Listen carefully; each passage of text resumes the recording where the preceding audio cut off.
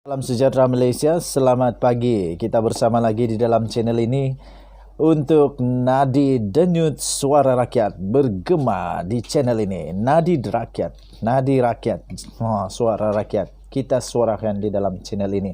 Tuan-tuan dan puan-puan, pastinya hari ini hari yang penuh sejarah untuk Pilihan Raya Negeri Johor apabila penamaan calon diumumkan. Dan pastinya beberapa calon akan bertanding dengan sengit sekali, terutamanya beberapa tempat di Simpang Jeram dan bermacam-macam tempat yang lain lagi. Walaupun begitu, ada satu berita hangat dakwaan paling dahsyat dan mengejutkan. Sebelum itu, kamu komen video ini. Apa pendapat kamu? Benarkah ini berlaku? Atau ini hanyalah satu dakwaan semata-mata daripada individu-individu terbabit untuk manifesto pilihan raya untuk memastikan musuh masing-masing dapat dikalahkan.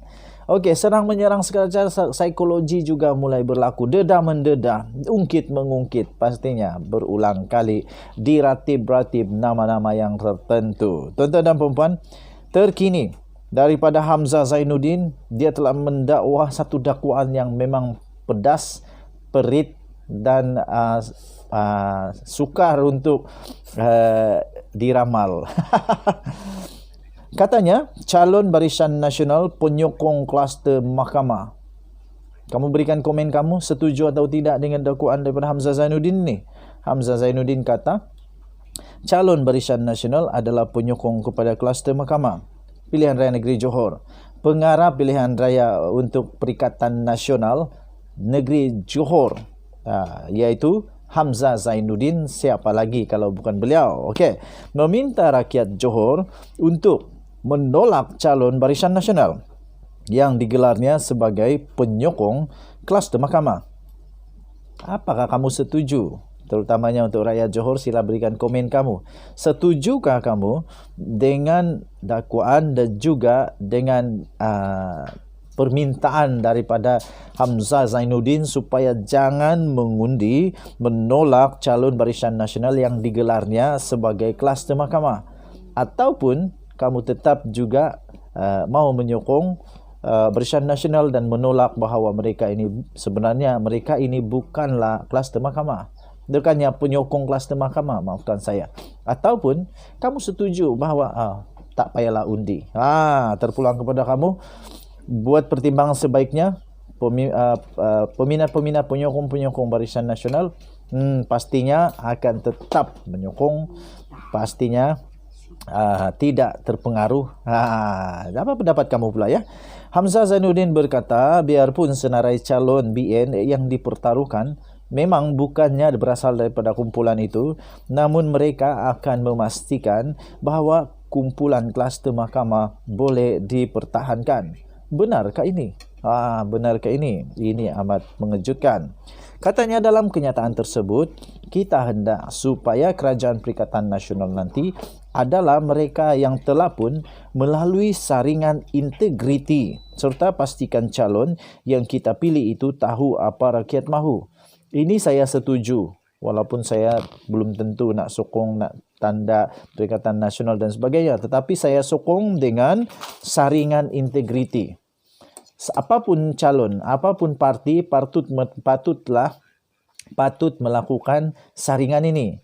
Saringan integriti, saringan macam-macam lagi. Kalau boleh, pastikan calon itu memang sudah diuji, sudah disaring, memang bersih dan tak ada pernah malah bersih. Lagi baik, lagi bagus kalau orang yang dicalonkan ini memang boleh dipercayai.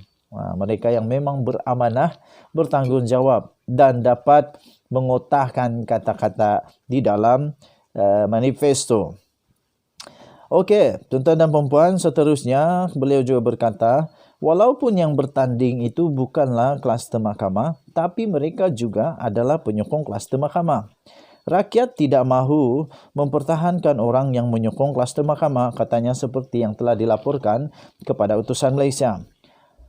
Hamzah Zainuddin berkata demikian ketika beliau ditemui oleh media selepas majlis pengumuman calon Perikatan Nasional di Pulai Spring Resort di Johor Bahru kemarin. Hamzah merujuk kepada beberapa pemimpin UMNO yang sedang menghadapi perbicaraan di mahkamah, terutamanya Presiden UMNO iaitu Ahmad Zahid Hamidi dan juga bekas presidennya iaitu Datuk Seri Najib Tun Razak. Bosku, orang Sabah, bosku. Ada orang komen saya tadi, bukan bosku, bosku, bibir, bosku. Tak apalah, apa-apa pun terpulang kepada sebutan masing-masing. Najib sejak kebelakangan ini giat berkempen untuk Barisan Nasional. Of course lah, sebab kan dia penasihat. Jadi mesti dia mau membantu Barisan Nasional.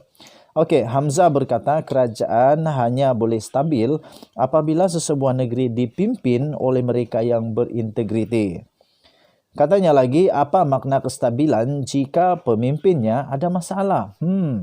Apabila rakyat yakin, maka stabillah negara itu.